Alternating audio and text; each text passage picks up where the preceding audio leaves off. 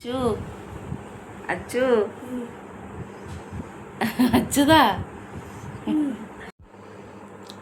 ഇപ്പൊ സമയം എന്താണെന്നറിയാമോ? 9:30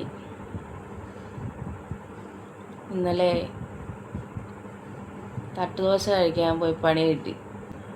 വയറിന് പ്രശ്നം, ആകെ ഒരു കറക്കവും. എനിക്കേ ഉള്ളു കേട്ടോ, അവന് കുഴപ്പമൊന്നുമില്ല, ദൈവം സഹായിച്ച്. അവന് എക്സാമിൻ്റെ ടൈം ടേബിൾ വന്നല്ലേ, പഠിപ്പിക്കാന്നൊക്കെ പറഞ്ഞുകൊണ്ടിരുന്നേ, ഇതുവരെ എണ്ണീറ്റിട്ട് പോലും ഇല്ല.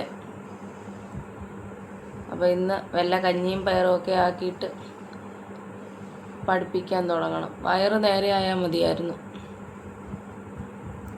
അപ്പോൾ ഇങ്ങനെ കിടക്കുന്നേ ഉള്ളൂ. ചേട്ടൻ പോയി, ഞങ്ങളിങ്ങനെ കിടക്കുന്നേ ഉള്ളൂ. ഞാൻ എണ്ണിക്കാത്തോണ്ട് അവനും ഒരു രസം ഇല്ലടാ. എഴുന്നേറ്റ് പോയി പഠിക്കാതെ അവൻ എൻ്റെ കൂടെ കിടക്കുക. അപ്പോൾ കഴിഞ്ഞ വീഡിയോ കണ്ടിട്ട്, പിറന്നാൾ വീഡിയോ കണ്ടിട്ട് വിഷസൊക്കെ അറിയിച്ചിട്ടുണ്ടായിരുന്നു. എല്ലാവർക്കും ഒത്തിരി താങ്ക് യു.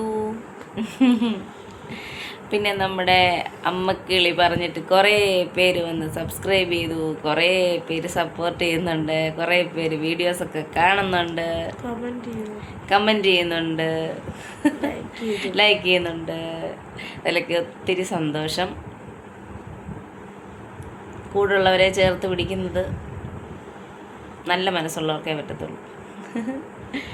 അമ്മക്കിളിയുടെ പ്രേക്ഷകരെല്ലാം നല്ല മനസ്സുള്ളവർ തന്നെ അല്ലേ? അതെ. അപ്പോൾ ഒത്തിരി താങ്ക്സ്, ഒത്തിരി സന്തോഷം. പിന്നെ ഒരു കാര്യം പറയട്ടെ, കുറച്ച് പേരൊക്കെ ചോദിച്ചു അമ്മക്കിളി പറയുന്ന ആതിര ഇതാണോ എന്ന്. കേട്ടോ, ഇതാ ആതിരയല്ല, ഞാൻ ആരതിയാണേ. ജിൻസി ചേച്ചിക്ക് പേര് മാറിപ്പോയതാ. ഞങ്ങൾ ട്വിൻസാണ് ശരിക്കും പറഞ്ഞാൽ.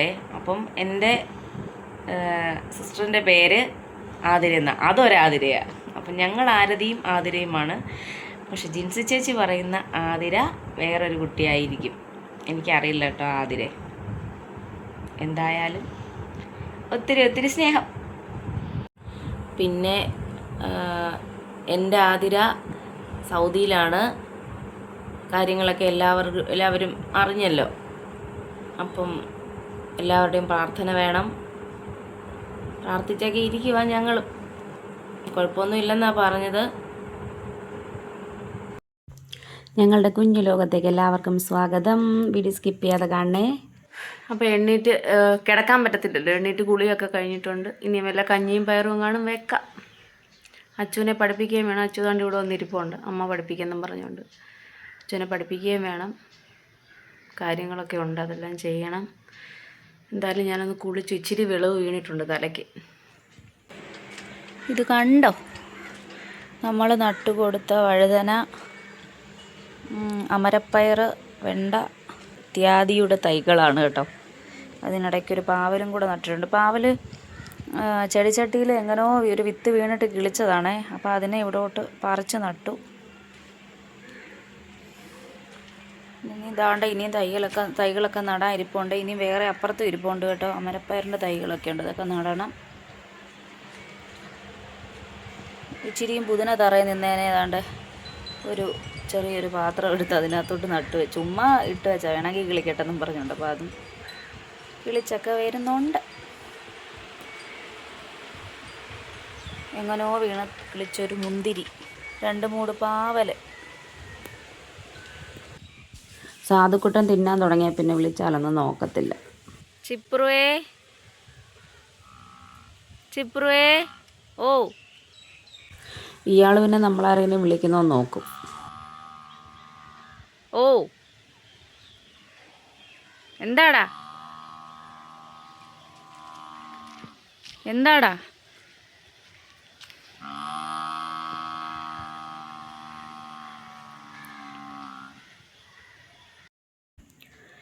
അപ്പോൾ രാവിലെ എഴുന്നേറ്റൊരു കട്ടൻ ചായയൊക്കെ ഇട്ട് സ്നാക്സ് ഉണ്ടായിരുന്നു, അതൊക്കെ കഴിച്ചിന്നൊന്നും രാവിലെ ഉണ്ടാക്കണ്ടെന്ന് പറഞ്ഞു. അങ്ങനെ ചേട്ടൻ പോയി. ഇനിയിപ്പോൾ വരും. അച്ചുവിനെ പഠിപ്പിക്കാനിരുന്നു ഞാൻ.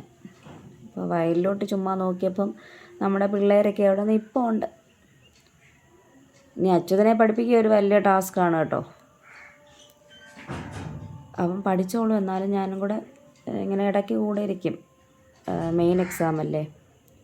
നമ്മൾ നല്ല ഫുഡും നല്ല വസ്ത്രവും നല്ല പാർപ്പിടമൊക്കെ കൊടുക്കുന്നത് പോലെ തന്നെ നല്ല വിദ്യാഭ്യാസം കൂടെ കൊടുക്കണമല്ലോ നമ്മുടെ മക്കൾക്ക്. വലിയ കോമ്പറ്റീഷനുള്ള ഒരു വേൾഡിലേക്കല്ലേ ഏട്ടൻ വന്നു കേട്ടോ. വലിയ കോമ്പറ്റീഷനുള്ള ഒരു വേൾഡിലേക്കല്ലേ നമ്മുടെ മക്കളൊക്കെ ഇറങ്ങുന്നത്. പഠിത്തത്തിൻ്റെ കാര്യത്തിലായാലും അത് കഴിഞ്ഞ് ജോബ് നോക്കുന്ന സമയത്തായാലും ഒക്കെ ആറ്റുകാൽ പൊങ്കാലയാണ് കേട്ടോ. അപ്പോൾ അവൻ അതോടെ കൊണ്ടുവച്ചിരുന്നവൻ കഴിക്കുന്നുണ്ട്. ഇന്നലെ ഒരാൾ തന്നതാണ് കേട്ടോ. അപ്പോൾ എന്താണ്, നമ്മൾ കൈ പിടിച്ചങ്ങ് വിട്ടാൽ അവരങ്ങ് കയറി പൊയ്ക്കോളുമല്ലോ. ഏതാണ്ടൊരു +2 ഒക്കെ കഴിയുന്നവരെയെങ്കിലും നമ്മളുടെ ഒരു നല്ല സപ്പോർട്ട് അവർക്ക് കൊടുത്താൽ അവരുടെ വിദ്യാഭ്യാസത്തിൻ്റെ അടിത്തറ നല്ല ബലപ്പെട്ട് വരുമല്ലോ. അപ്പം ഞാൻ അതിലൊരു കോംപ്രമൈസും ഇല്ല, പഠിക്കുന്ന കാര്യത്തിൽ ഒരു കോംപ്രമൈസും ഇല്ല. ഇനി വീട്ടിൽ ചോറ് വെച്ചില്ലെങ്കിലും ശരി, ഞാൻ മെനക്കെട്ടിരുന്ന് പഠിപ്പിക്കും, അല്ലെങ്കിൽ ശരിയാവത്തില്ല. അപ്പം വലിയൊരു ബാലികേറ മല പോലെ കിടക്കുന്ന പഠിത്തമെന്നും ജോലിയെന്നും ഒക്കെയുള്ള ആ ഒരു കാര്യത്തിലോട്ട് നമ്മൾ അവരെ അങ്ങ് കൈപിടിച്ച് കയറ്റി വിട്ടാൽ പിന്നെ അവരങ്ങ് കയറി രക്ഷപ്പെട്ടോളുമല്ലോ.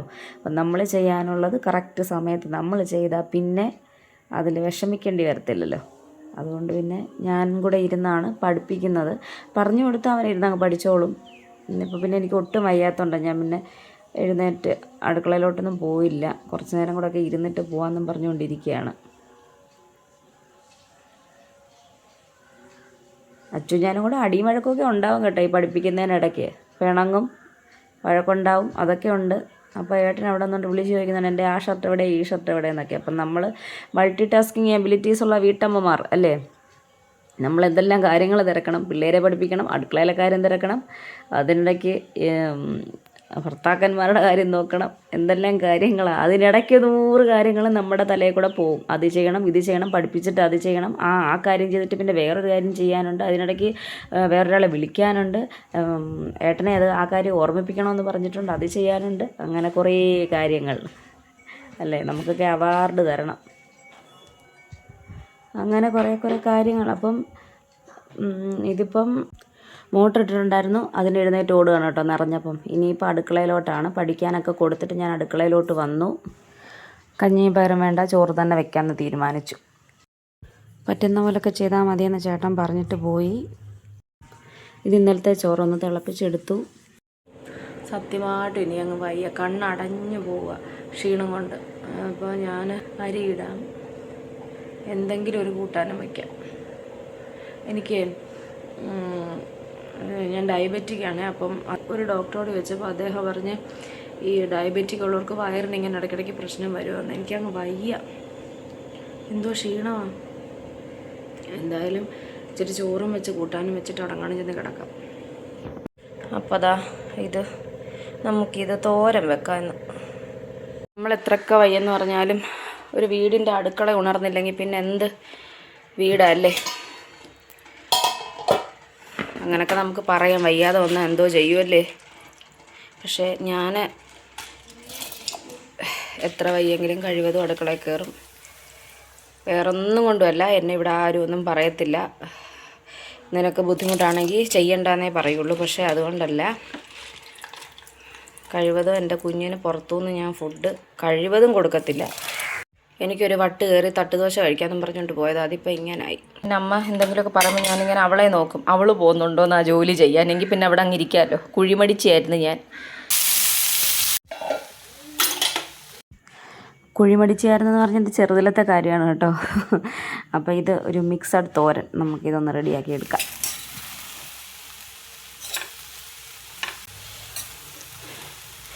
അരപ്പ് വേവട്ടെ, അടച്ചു വയ്ക്കാം.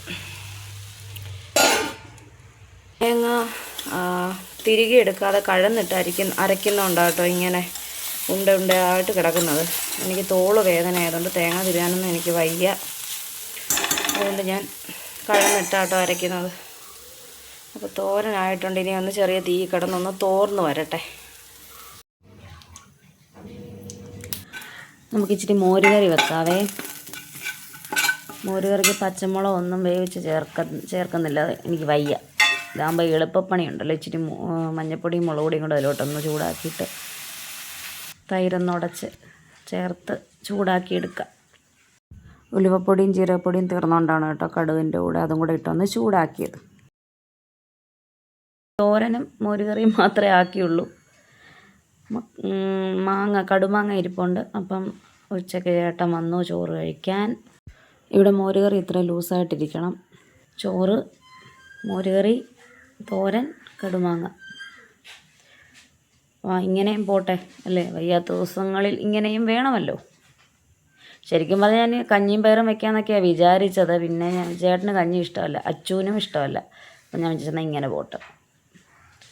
അപ്പോൾ ഈ കുപ്പിയുണ്ടോ, പണ്ടത്തെ ഹോർലിക്സിൻ്റെ കുപ്പിയാണ്. ഞങ്ങൾ ചെറുതിലെ അമ്മ വാങ്ങിച്ച ഹോർലിക്സിൻ്റെ കുപ്പിയാണ്. അതിപ്പോഴും സൂക്ഷിച്ച് വെച്ചിട്ടുണ്ട്. ഇപ്പോൾ കടുമാങ്ങ കുപ്പി. പേർക്ക് ഓരോ സമോസയും ഒരു പഴംപൊരി. ഈ പഴംപൊരി എന്തിനാ എക്സ്ട്രാ വാങ്ങിച്ചതെന്ന് എനിക്ക് അറിയത്തില്ല. 3 പേർക്കും ഓരോ സമോസ. അപ്പോൾ പഴംപൊരി ഇനി സമോസ ചാരിയൊക്കെ വാങ്ങിച്ചായിരിക്കും. അപ്പോൾ ചായ ഇടാവേ. ചായ അല്ലേ, നമുക്ക് കാപ്പി ഇടാവേ. എന്നും ചായ ആയാലും. അപ്പോൾ ഇന്നത്തെ കുഞ്ഞു വീഡിയോയിൽ ഇത്രയൊക്കെയാണ് കേട്ടോ വിശേഷങ്ങൾ. അടുത്ത വീഡിയോ തൊട്ട് വീഡിയോ സ്കിപ്പ് ചെയ്യാതെ കാണണേ. സബ്സ്ക്രൈബ് ചെയ്യാത്തവരൊന്ന് സബ്സ്ക്രൈബ് ചെയ്യണം. Thanks for watching.